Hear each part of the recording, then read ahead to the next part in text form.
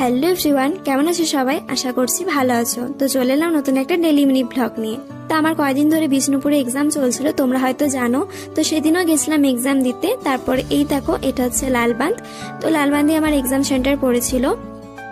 তো তোমরা কারা কারা বিষ্ণুপুরে লালবাঁধ এসেছো আমাকে অবশ্যই কমেন্টে জানিও। তো এক্সাম শেষে আমরা গিয়েছিলাম বিষ্ণুপুরে শ্রাবণী মেলায় একটু ঘুরতে। আগের বারও গিয়েছিলাম এই মেলাতে। এই মেলাটা হয় মোটামুটি 4 থেকে 5 মাস পর্যন্ত। সত্যি এই মেলাটায় ঘুরে আমি প্রচন্ড আনন্দ পেয়েছি। তো অবশ্যই তোমরাও এই ভিজিট করবে এই মেলাটাতে একবার হলেও। আমার তো ভীষণ ভালো লেগেছে, এখানে অনেক কালেকশন ছিল।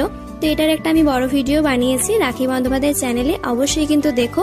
সেখানে পুরো মেলার ডিটেলস তোমরা পেয়ে যাবে। আশা করছি ভালো লাগবে। তো এবার থেকে সুন্দর সুন্দর মিনি ব্লগ, বড় ব্লগ তোমার সাথে শেয়ার করব। তো অবশ্যই চ্যানেলটি সাবস্ক্রাইব করে রেখো। আশা করছি তোমাদের ভিডিওগুলি ভালো লাগবে। আরও কি টপিকে ভিডিও বানাবো অবশ্যই জানিও। তো চলো, টাটা।